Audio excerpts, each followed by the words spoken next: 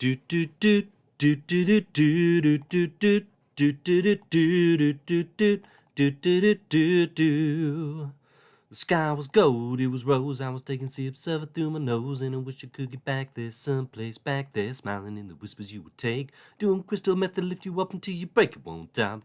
Come down and take stock with the tick-tock rhythm. Bump for the drop and then I bumped up. Took the hit that I was given, then I bumped again, then I bumped again. I said, how do I get back there to the place where I fell asleep inside you? How do I get myself back to the place where I said...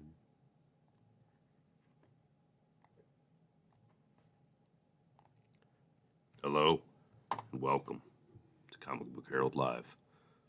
This is just me. This is my normal speaking voice.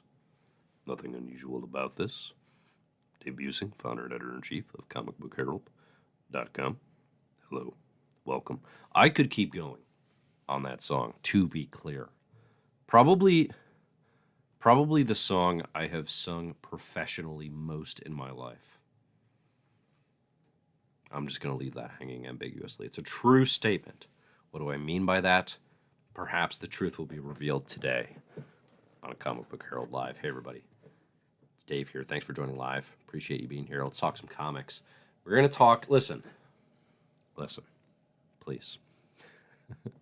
We're going to talk a little bit about some stuff that came out this week, but really, I think we can all agree, not that much came out this week. That is like burning... gotta talk about it kind of comics, right? So instead, there's going to be a big Q&A episode. I'm going to do the Road to 1,000 Ranked Comics, which is something I talked about at the end of last year. We're going to kick that puppy off today. We're going to rank Concrete by Paul Chadwick. Okay? That's this month's... I've done a bad job of announcing this, but that's this month's... Hang on. Can y'all hear me? Am I broadcasting? I think so. I'm seeing here in the comments from 2 Cent, another stunning duet that no one else will hear. Oh, okay. So maybe you were singing along with me, but hopefully my pipes are coming through. No problem. So we're going to rank Concrete on Comic Book Herald's best comics of all time. Paul Chadwick's Concrete. Read along this month. Recommended comic. And then we're also going to select what is next month's comic going to be on the Road to 1,000 Ranked Comics, okay?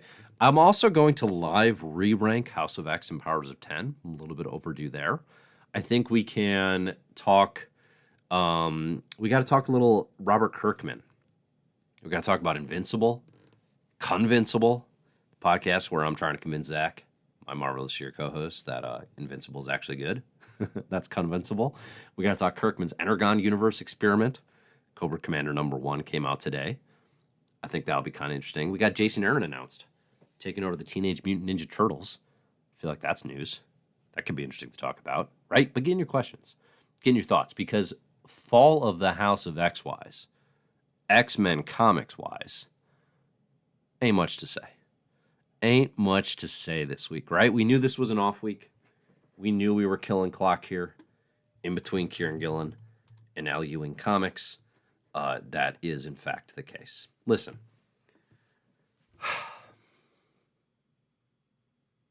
How do we say this? Jerry Duggan's destiny within the X office was to be the Robert Horry of the office. Big Shot Bob. 7 championships. One of the most clutch players in big moments of all time. Arguable NBA Hall of Famer because of productions in big games, in the playoffs, and in championships. That was Duggan's destiny.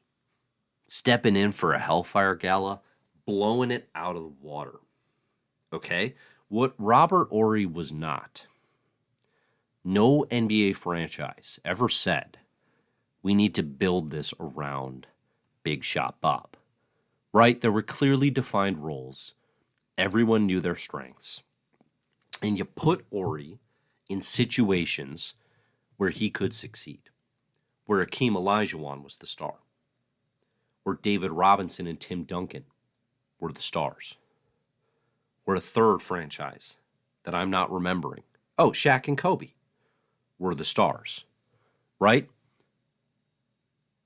I I think, listen, I've obviously been critical of the work. I have no personal, I wish no ill will towards Jerry Duggan at all, right? I think people often conflate, and I think in fandom, there's just a gross inability to separate criticism of a work in good faith and personal attacks on creators. Okay? One of these things is fine. One of those things is good and healthy.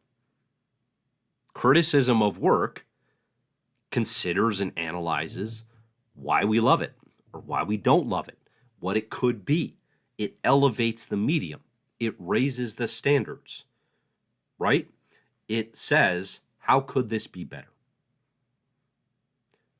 Personal attacks of creators does nothing positive. Okay? That is never what I'm going for. I think anyone who has followed me for any amount of time probably knows that, but it feels worth reiterating because I think a lot of times fandom is so binary with this stuff and so bad at nuance. I'm not talking about you all. You all get it, obviously. You're here. But so bad at nuance that they just cannot understand if someone is like, I don't like this comic. And they're like, why is he always attacking that poor man?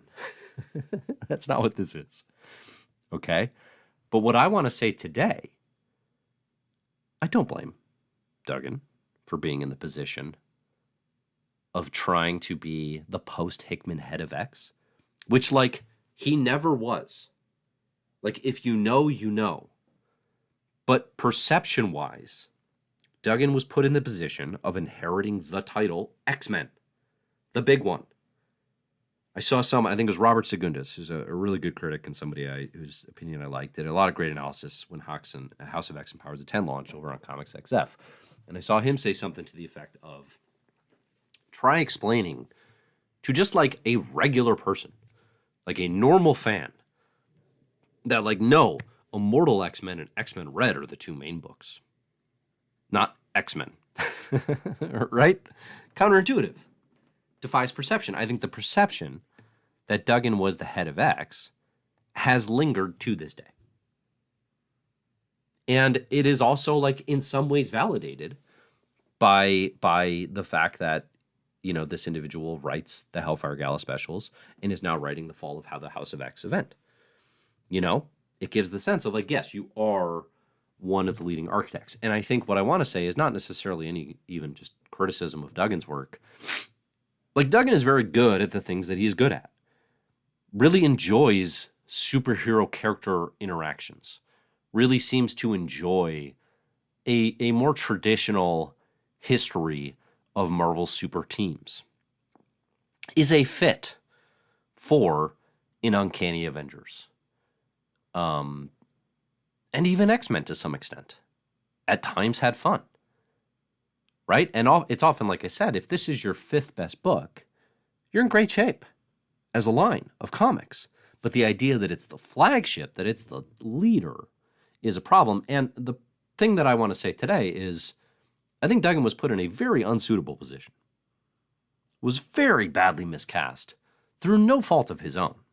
Just out here making the comics he's always been making at Marvel for a decade plus now. Right? Like, the variance between 2013 Duggan Deadpool and 2024 X-Men is like nothing. A tremendous consistency across a decade plus of comics here.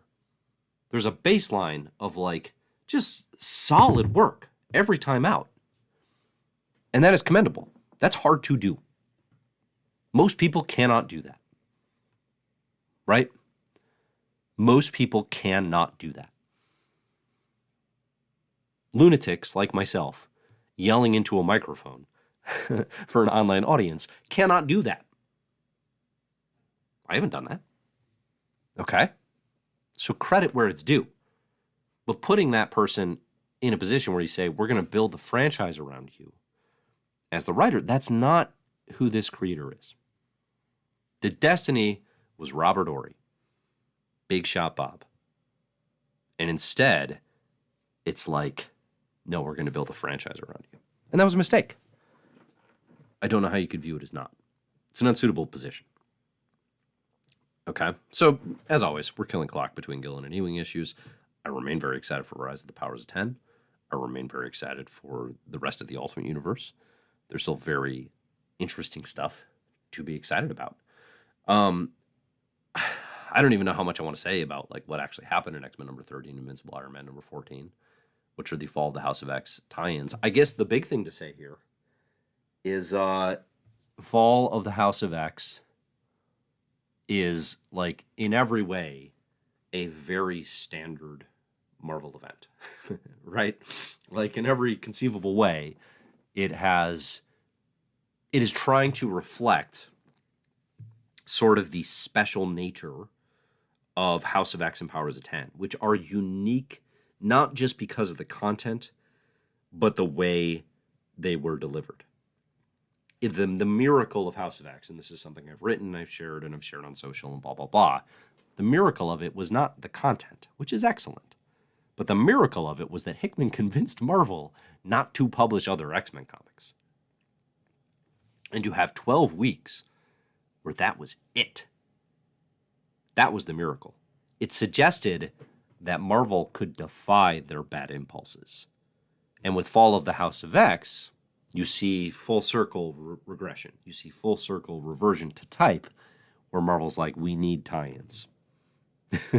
What do people love? They love tie-ins that don't do a lot. Things that we will say are important to Fall of the House of X, but are tremendously tangential. Okay? And that's where you get Jerry Duggan wrapping up plots that, like, I don't need wrapped up. And they are not additive to the really interesting big picture stuff Kieran Gillen's doing in Rise of the Powers of 10 and is setting the stage for. There's really interesting stuff to be done. It's not the High Evolutionary.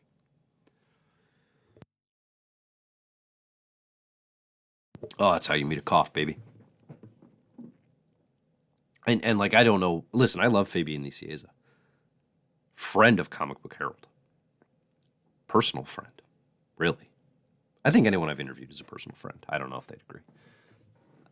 What is that cable book even doing out in the wild? Like, why is that not part of the Legacy miniseries?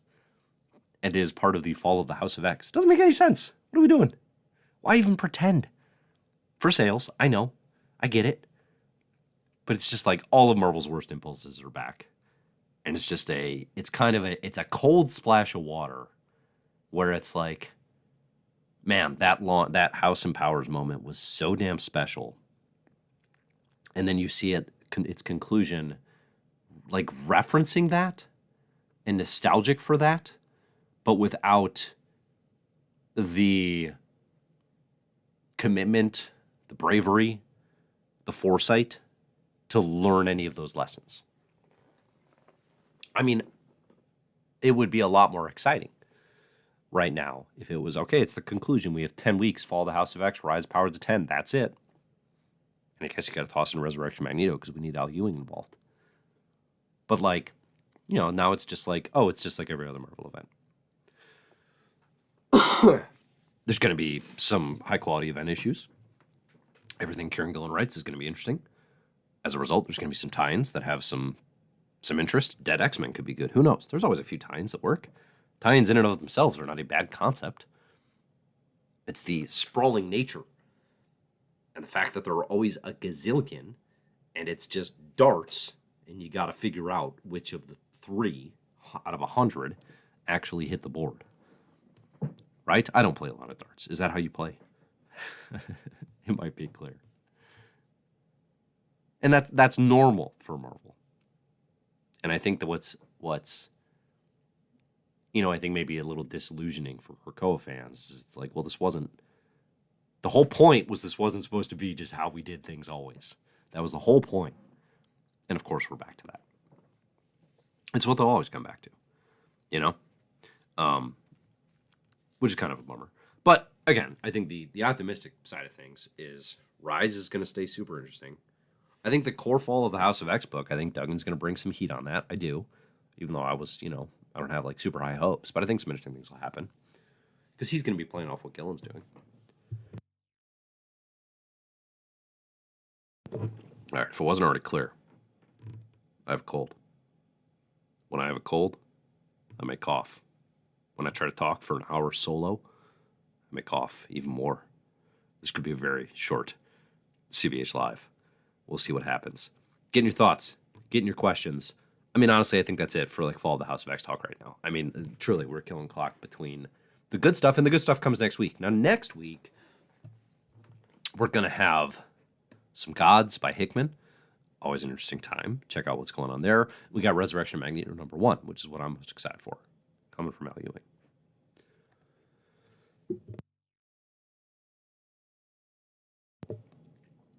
Whew! What a visual. We're going to talk about Resurrection Magneto. Now, next week, we got Gods, we got Resurrection, we got Immortal Thor. We're going to have to do a stream.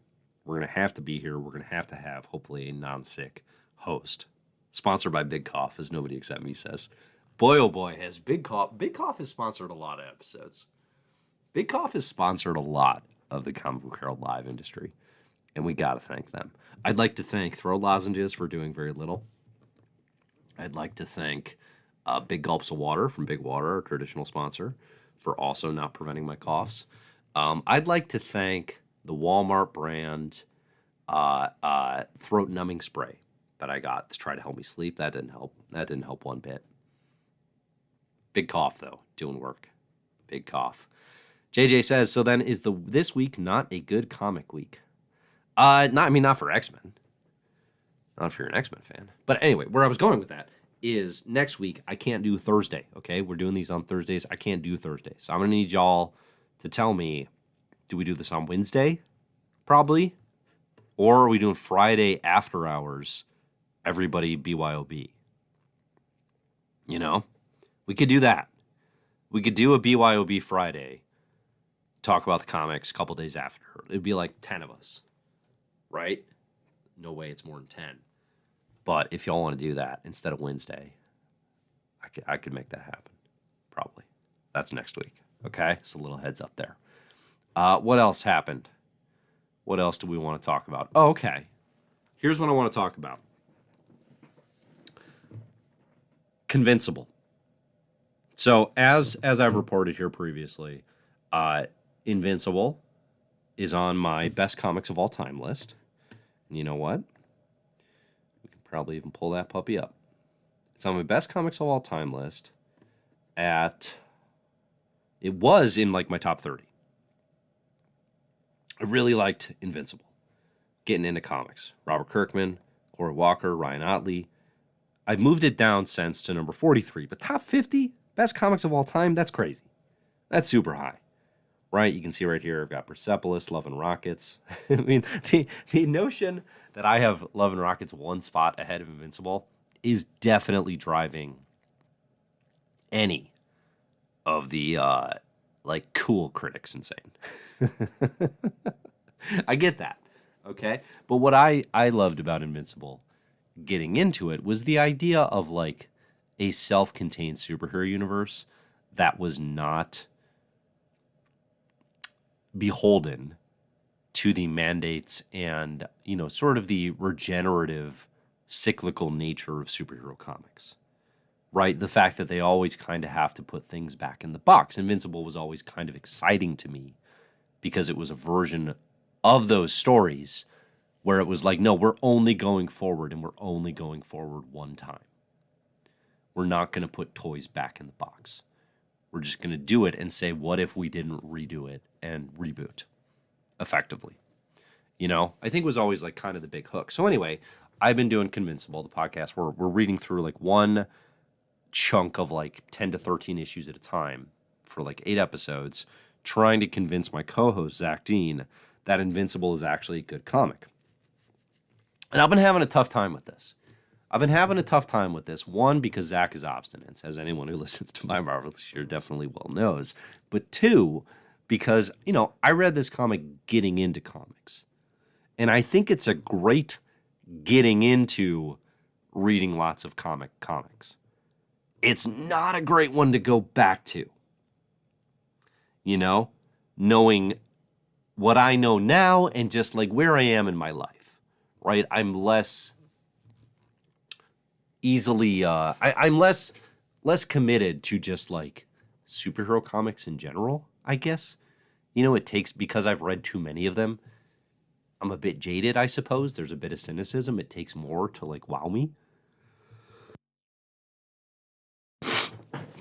Which doesn't mean it can't be done. I mean, if you were here last week, listen to me talking about Ultimate Spider-Man #1 and Rise of the Powers of 10, right? I'm still here for it when it's hot.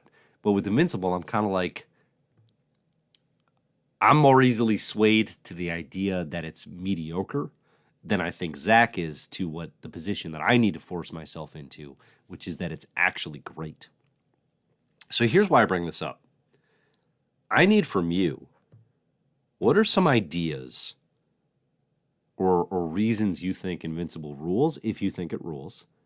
And also, so what we did this week, for this week's episode that we're recording, I made us watch the animated series. And so we're reading like a chunk of Invincible. We're going to read up like just past issue 50. And then we're also watching the animated series. And what I hope to do is to sort of highlight the ways that the animated series very effectively patches together holes from Invincible, right? I think it actually very much showcases that the foundations of Invincible as a superhero universe are actually very strong. Like, I think the animated series is a lot better at the chunks of story that it has covered than the comic. And I think that's almost inevitable, but maybe we take it for granted when you're doing something that was like 20 years ago. And, you know, Kirkman, Otley, Walker, they had no idea how much runway they'd get on this thing. Right now, Kirkman's an institution. I mean, I think this first season drastically improves the character of Mark Grayson, the role of his mom, because she is like given nothing in the comic. It's bad, the characterization of Mark's mom. What's her name? Deb. Omni-Man's rationale and the build to that, all of that is done with a lot more emphasis on character than the comic quite has time to do. Right? The comic is just plot, fast as you can. And that's part of its appeal, but it's also now kind of hollow. So Mr. Evil Dr. Porkchop says, sounds like you need to Convincible yourself first. That's the thing.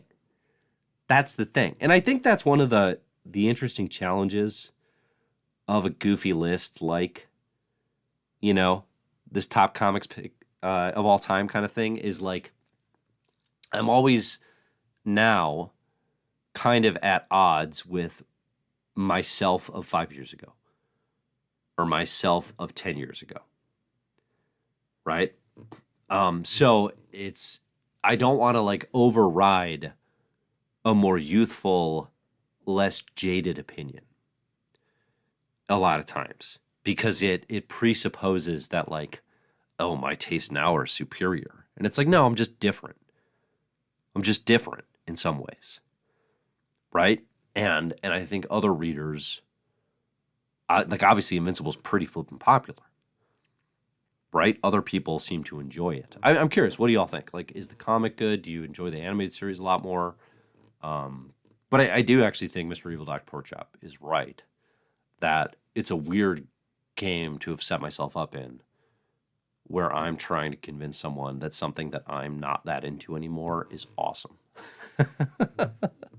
Right? Like it's pretty hollow. So Convincible might not make it to the end, I think, for that reason.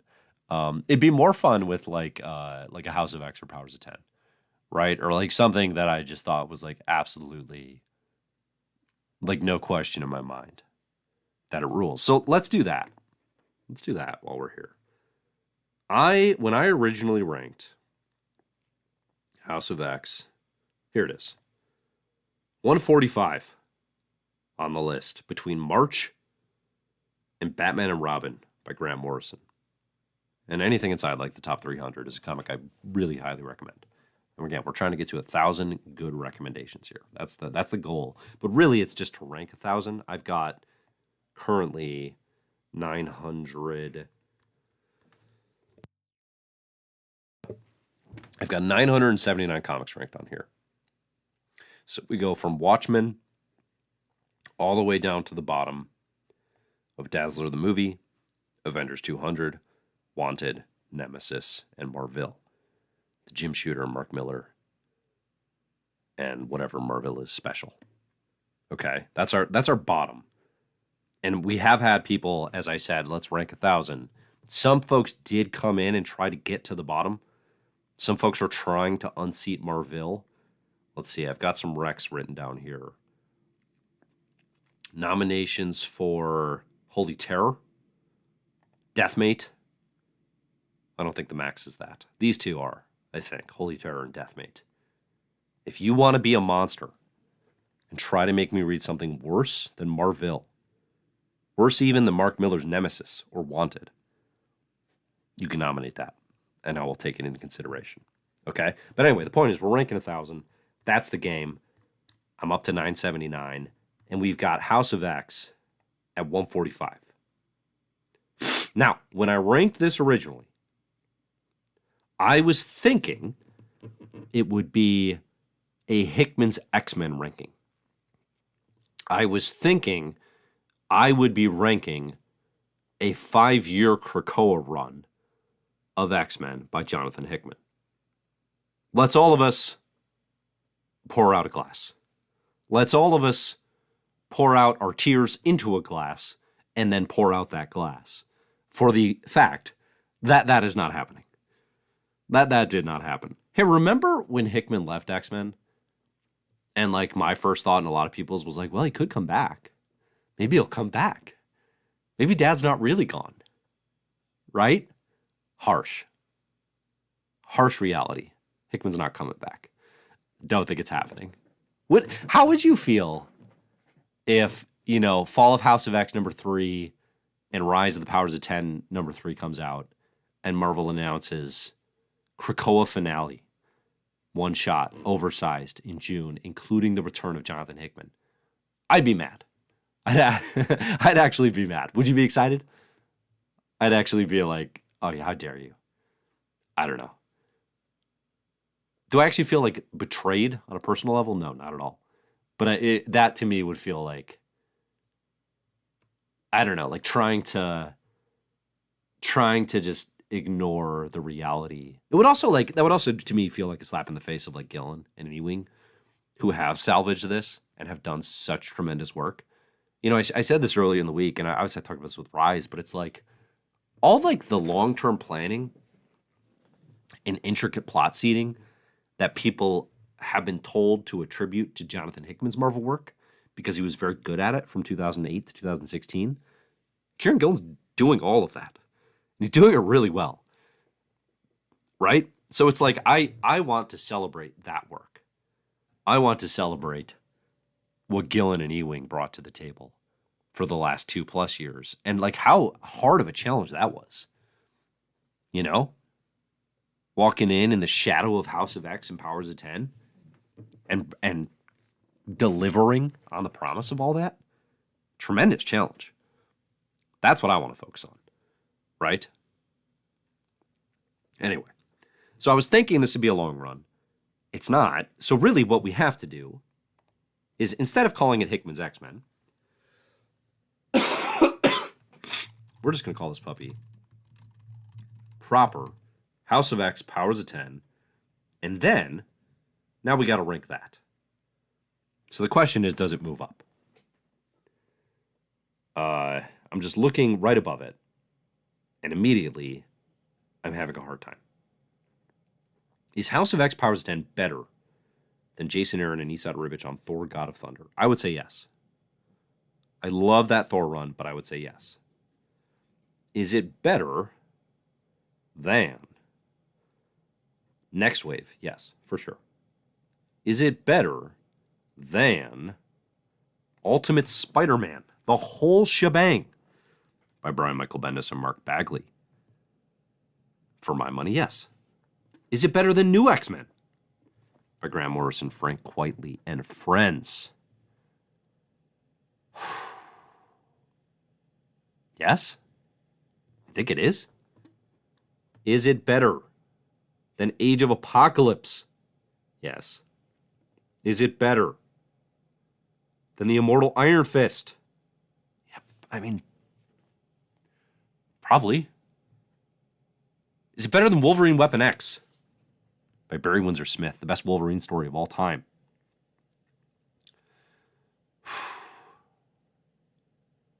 I think so. Now we're getting crazy. Now we're getting crazy. How good is that book? And now here's the problem, too, is I've got Sex Criminals at 68 when I have that highlighted in pink to remind me to perpetually keep it at number 69. So we're going to have to do some adjustments on the back end. Is it actually better than the Phoenix Saga? I would rather... More influential. I mean, long-term, maybe. But like, oh, man. Is it actually better than the Phoenix Saga? The Dark Phoenix Saga. This is tough. I don't know that it's better than Spider-Man Kraven's Last Hunt. But then again, it doesn't have vermin in it. Oh, how do I put this? Is it better than Uncanny X-Force? Rick Remender, Jerome Pena. I mean, it's tighter. How high up are we going? Is it better than Ice Cream Man? No. Is it better than Invincible? Yes. Is it better than Love and Rockets? Probably not. Is it better than Marvels? No. Is it better than Walt Simonson's Thor?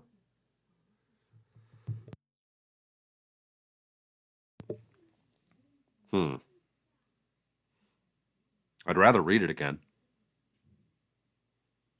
Do we penalize House of X and Powers of 10 because it's just a beginning? Do we penalize it because it is a 12-issue setup to a saga that then, muddled about and in some ways fulfilled the promise, but in many ways didn't? Does House of X and Powers of 10 suffer because of that fact? What do y'all think? Let's see. Cousin Marcus says, we got to get into your hate of Jeff Johns stuff. I don't hate Jeff Johns stuff. I hate some of Jeff Johns stuff. Also, hate is like, we're talking... Bill Simmons on sports podcast that he does talks about sports hate. Like he's a Celtics fan. He sports hate the Lakers. Right? Like I sports hate, the Green Bay Packers, even though that's not true because my dad's a Packers fan, so I'm like half a Packers fan. I comics hate things. I don't like generally hate any comics. But also the reason I laugh at that is I've got John's Green Lantern in the top 200 in here for sure. Let's see. Pepto-Bismol asks, has it been longer without Hickman in the Krakow era than it was with Hickman? Well, 2019 through 2021 minus COVID delays. And then you have, 2022 to present. So it's about the same. He leaves it about the midway point. I'm Hit asks, is Planetary on the list? Planetary is on the list. Somewhere inside the top 100, I think. Actually, maybe not that high. I've got Planetary 130.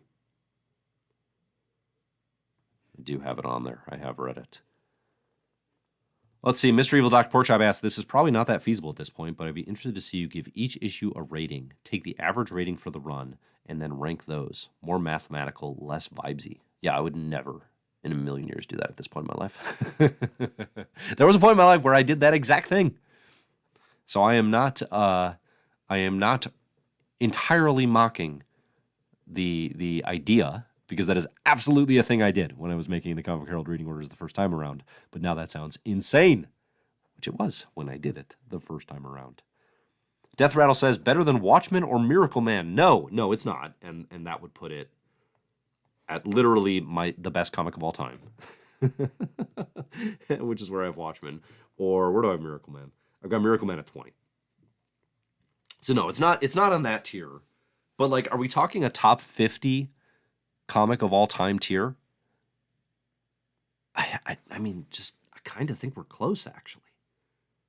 I mean, the thing about House of X and Powers of 10 that I marvel at is, no pun intended, is like when I have to go back to read it to do like the Road to the Rise of the Powers of 10 video that I did, which is up on the Comic Book Herald channel. Second video I did this year, did 2 videos, no big deal.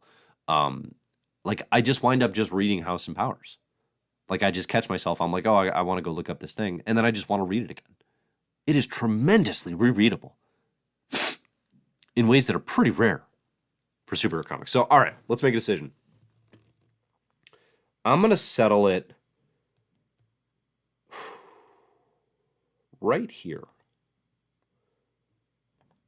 I'm going to put it between Dark Phoenix Saga and X-Statix. And maybe I'll come back to it one day. But that feels kind of healthy.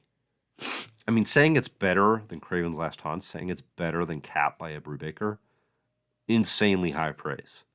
I love X-Statix. I don't know that it's actually better than X-Statix. That's a tough one. I kind of want to put it like maybe, oh, it's not better than the Black Monday Murders. What am I doing? What am I doing? We'll put it right here. It's definitely better than Astonishing X-Men. It's not better than the Black Monday Murders. That's, yes, 100%. Okay. House and Powers. Now, you are now watching a behind-the-scenes view of how the Comic Book Herald Best Comics of All Time list is made. Is it less mathematical than you hoped? Clearly. That's the thing about rankings. They're made up. Mr. Evil Dr. Porkchop asks, did you read the chronological edit of Hoxpox? I did. When I went back for the Rise of Powers of 10 video, that was the version I used. And when I saw the chronological edition announced, I had assumed it was just a collected edition with the issues in order, so you didn't have to bounce in MU between a series called House of X and Powers of 10. It is way crazier than that. It is way crazier than that. Jordan D. White, ex-office editor, actually organized on like a page-by-page basis the chronological flow of House and Powers. It's actually like a really wild, interesting experiment. It's definitely not the way to read it the first time, but it's probably a good way to read it the third time. Because it shakes up the order of events. Like it puts Moira's journals, which are actually in the last issue, and it puts them very early in the text, because chronologically, those are like her early days of feeling out Professor X and Magneto. It's an interesting experiment. I'm actually pretty glad they published that. I thought it was goofy at first, but it's like, you couldn't do that with a lot of books. There's not a lot of books where that would make sense and be a good thing. You know? Like the chronological edition of Watchmen, where we put all the Minutemen scenes first. It's like, you wouldn't want that. Like they're paced in a certain way for a reason. But with House of X and Powers of 10, it's like, it kind of works in an interesting way. I would check it out. It's on Marvel Unlimited if you haven't. It's an interesting way to reread the work, certainly. Death Rail asks, is the list available online to look at? Yeah, just search for the best comics of all time. Here, I'll show you. Go to your search engine of choice. Best comics of all time.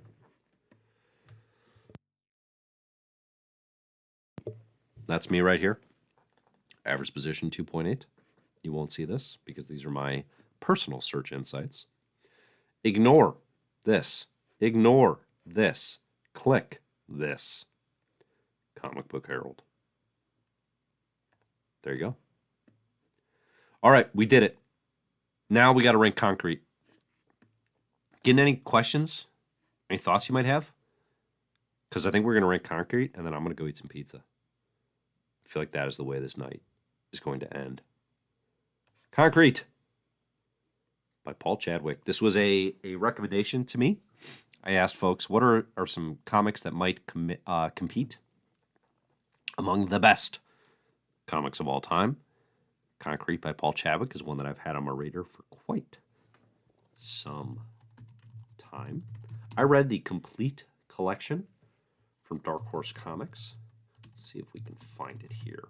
This is like the Joe Rogan podcast, just like doing things live. No preparation. You love to see it. This one right here. If you are not familiar with the saga of Concrete, imagine that Big Ben Grimm was a political speechwriter and was transformed not by cosmic rays, but by space aliens while out on a camping trip with a friend. It's smart. It's savvy. There's some really beautiful, poetic, naturalistic writing by Chadwick in this book. It does also feel of 1986. 1986, something was in the air. Dark Knight Returns, Watchmen, Mouse, huge year for comics. The Concrete launching. Amidst all that, it is not as cutting edge as all that, but it is, it moves the needle on like superhero-esque, but really they're just tales of adventure. It's more pulpy in a good way, a la Tom Strong, a la Doc Savage, those sorts of things. It's a really good read. If you haven't checked out Concrete, check it out. It's well worth the time. I think a lot of you will probably enjoy it. It did not blow my mind in the way, that obviously I'm hoping things on this list might, but it's going to go inside the top 500. The top 500 is the cutoff for if I actually publish the recommendation. But again, we're trying to get to 1,000 here. So I don't know. Let's start at 400. Do we put it at 400? Is Concrete better than Redneck by Donny Cates? X-Men Messiah Complex? I don't think it's better than That Texas Blood. Really good series by Chris Connon and Jacob Phillips coming out now. Oh, let's scroll down a bit. Jim Corrigan, no. Orphan and the Five Beasts, no. All right. What about this area? This feels right. Is it better than JLA Tower of Babel? That's the one where Batman's plans for the Justice League are used against him. It's probably better than Forever Evil. See, you said that maybe I had it out for Jeff Johns. Look at New 52 Forever Evil coming in ahead of Tower of Babel. That's controversial. That'll get the people talking. Let's see. What's Unnatural? Is that the Merca Andolfo one with sexy pigs? I think it is. Yeah. Yeah, that's the Merca Andolfo sexy pigs one. Is Concrete better than really sexy pigs? These are the types of questions that only one man can answer. And I'm glad I'm here today. Lethargo says, I'm loving this Dave does his taxes-esque content. That is exactly what this is. This is a thing that I've been putting off, and I didn't really have anything to talk about because the comics aren't that exciting this week. So I was like, let's just do the taxes live. We'll just do the taxes live and bring everyone along for the ride. Is Concrete better than Tom King's Batman? Yeah.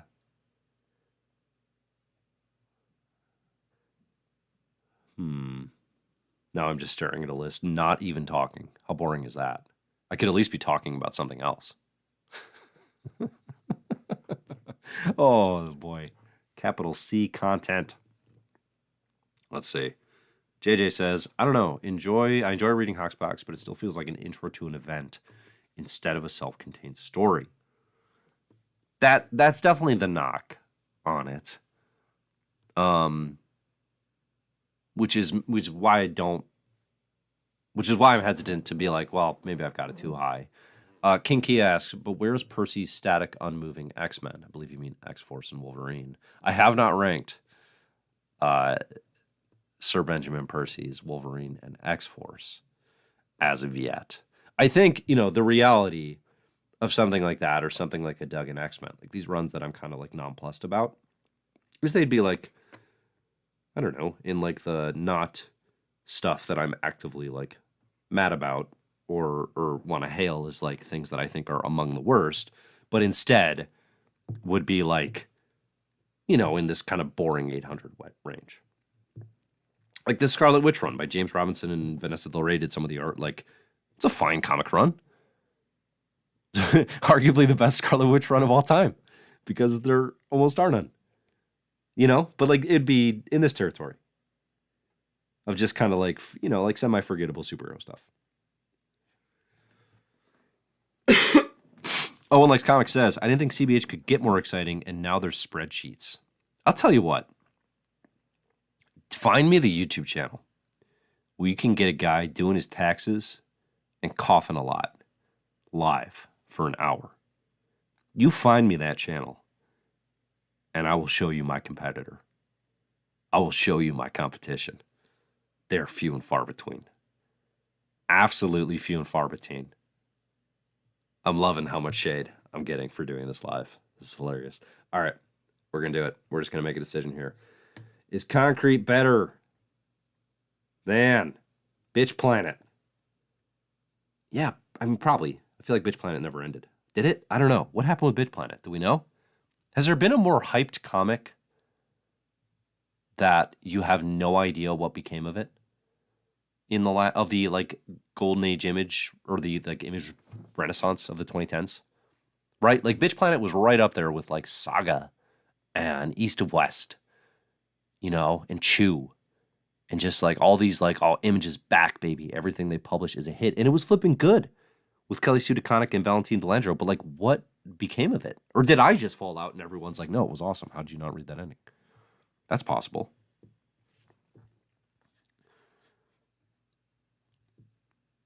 Bird Nerd asks, is Duggan's X-Men run better than Hickman's mainline X-Men run?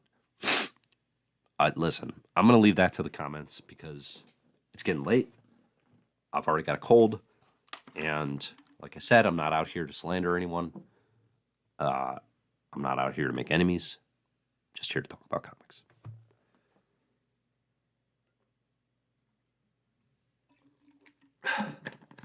Hawkeye TS finally says what everyone's been thinking, which is, unironically, I appreciate this kind of dedication to organizing lists. Thank you. Thank you. All right, Concrete is not better than the Book of Frank. It is better than Bitch Planet because I cannot remember how that ended. Concrete is the new number 407 on the best comics of all time. Let's go find it. Where is it? Where are you? All right, now what we got to decide next is, what do I read next? Among the recommendations, next up on my list, I've got Nausicaa Valley of the Wind. Never read it. Should I keep that? Should that be my next read? What about Smile by Raina Telgemeier? What about 20th Century Boys by Naoki Urasawa? Fire Punch by Tatsuki Fujimoto. My Lesbian Experience with Loneliness. Not mine, but the book. What are we picking? Got all sorts of choices. One Piece. I'm saving One Piece for number 1,000. I've never touched One Piece. I understand that once I do, I'll never read anything again because it's the only book you can read once you start reading that, because there are 8 million chapters. But I'm saving that for number 1,000. That's last. Okay. Right now I'm leaning, let's just do Nausicaa. Let's do the Miyazaki thing. Let's see what that's like. But let me know. What do you think? All right, let's move Concrete. Our new, what did we say? 407, baby. That's good. That's big. That's inside the top 500. That feels right. It shouldn't be above Ping Pong. It shouldn't be above Daredevil by Nascenti and JRJR. All right. We did it. Congratulations to all of you for getting to enjoy that. Okay. We got like a few questions here, and then I'll take some votes for what I should read next. Should we make it a book club? Do you want to do a book club? Resounding silence. Resounding no's. Okay. JJ asks, what is the desert island top 3 on the list? Okay. Watchmen. Sandman. Bone. A very traditional, classic top 3. I might, if you're going desert island, I might adjust that a little bit. Just to like get maybe a little more, something a little more esoteric. Maybe. A little more experimental. Maybe just a super long run. Okay. But yeah, I feel great about that top 3. That's a great top 3. This is a great top 10. I'll tell you what.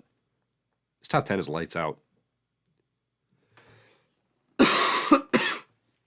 It's probably not until you get to Why the Last Man that I'm like, now I'm like on edge. I'm like, uh-oh, do I actually like that as much as I thought I did? That's when I start getting nervous. Before that point, lights out. Knocked it out of the park. What other questions we got? Are the Bears keeping Fields? Probably. They cut their coach, which doesn't make any sense. Anytime you can lose 13 games in a row, got to keep that guy. You got to build your franchise around that man. I hope they draft a quarterback and keep Fields. Does it make sense? No. But I think given the fact that otherwise they don't draft a quarterback and keep Fields, I feel better about that. That's my pick for the Bears. Death Rattle says Berserk is the best manga. I think it might. Well, no, I've got Pluto, 12. So Pluto's my highest rank. I do need to re-rank Berserk probably. Because every time I read new oh, never mind. I do have it inside the top 200. I just got to adjust the numbers here. Yeah, I did move Berserk way up. I had it like in the 300s. I moved it almost inside the top 200. By the time I finish it, it'll probably be inside the top 100. You know what else is going inside this top 10? Or right about? It's going below Pluto, ahead of Why the Last Man. I just haven't finished it yet. The Complete Calvin and Hobbes by Bill Watterson. Second I finish that, that's going to number 13 on the list. All right. What final questions we got? Pepto says, has anyone suggested JoJo's Bizarre Adventure? You know, I don't know that they have. Actually, let's check that puppy out. Here's the list, by the way, of things people... These are the things I've already read that I need to rank. This was like my working top 1,000. And then this was a bunch of like European stuff. And just things that people have recommended over time that I have not read before. Pretty much unorganized. Let's put JoJo on there. Sure. I'll do it. I'll do a Bizarre Adventure. All right. Cousin Marcus says, is Coates, Black Panther, or Cap on the list? Yeah, for sure. Probably inside the top. I really like Coates, Black Panther a lot, actually. That's probably in the top 250. I don't know where I have Cap. Bird Nerd says, Book Club. I think that's our only vote for Book Club. So, all right, well, I'll just say, next month, I'm going to do Nausicaa, Valley of the Wind. If y'all want to play along, read that, and we'll talk about it, right?